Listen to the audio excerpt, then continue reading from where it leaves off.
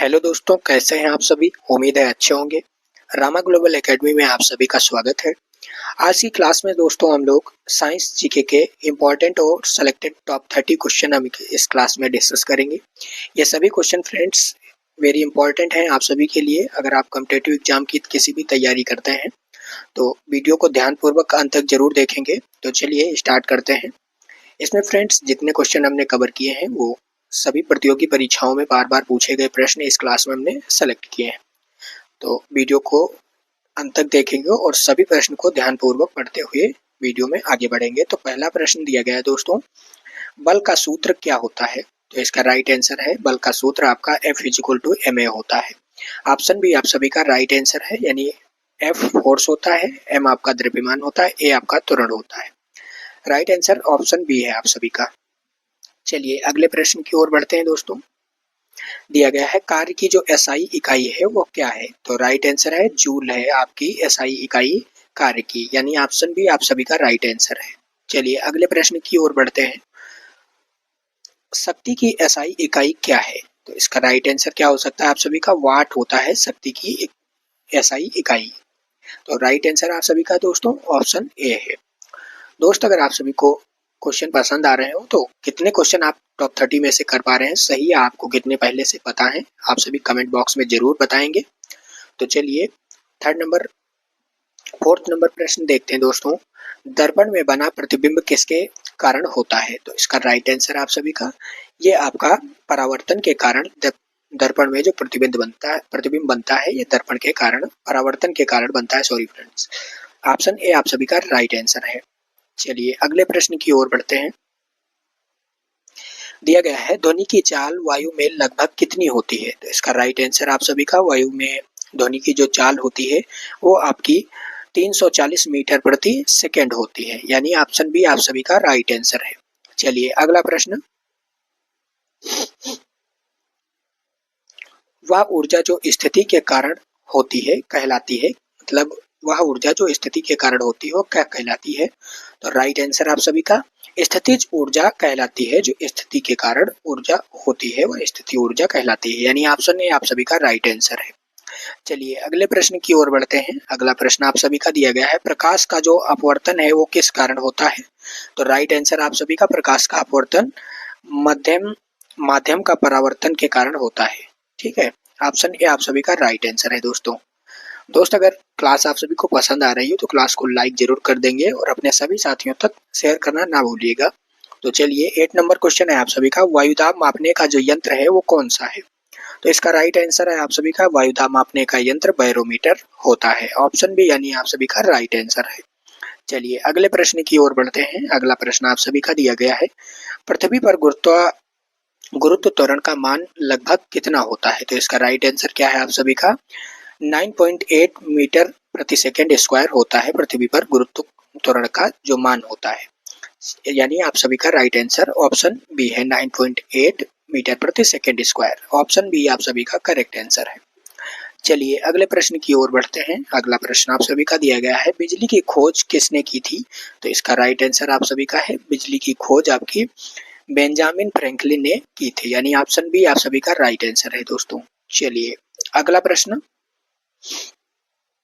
तराजू किस सिद्धांत पर कार्य करता है। जो तराजू होता है वो किस सिद्धांत पर कार्य करता है। तो आपका राइट आंसर है फ्रेंड्स, लीवर के सिद्धांत पर कार्य करता है, यानी लीवर का सिद्धांत जो होता है उस पर तराजू आपका कार्य करता है, यानी ऑप्शन सी आपका राइट आंसर है दोस्तों। चलिए अगले प्रश्न की ओर बढ़ते हैं। अगला प्रश्न आप सभी का दिया गया है, सौर ऊर्जा का मुख्य स्रोत क्या है। तो इसका राइट आंसर आप सभी का, सौर ऊर्जा का मुख्य स्रोत है नाभिकीय संलयन। ऑप्शन ए आप सभी का राइट आंसर, नाभिकीय संलयन। चलिए अगला प्रश्न, ध्वनि की चाल किसमें अधिक होती है। तो इसका राइट आंसर आप सभी का, ध्वनि की चाल ठोस में सबसे अधिक होती है, यानी ऑप्शन सी आपका राइट आंसर है।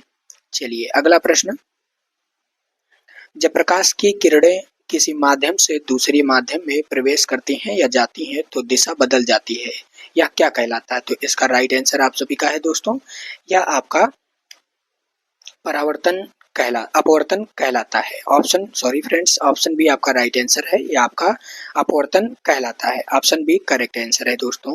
चलिए अगले प्रश्न की ओर बढ़ते हैं। अगला प्रश्न आप सभी का दिया गया है, न्यूटन का प्रथम नियम किससे संबंधित है? तो इसका राइट आंसर आप सभी का है, न्यूटन का जो प्रथम नियम है वो जड़त्व से संबंधित है। ऑप्शन ए आप सभी का राइट आंसर है दोस्तों, यानी जड़त्व से प्रथम नियम न्यूटन का संबंधित है। Option A correct answer.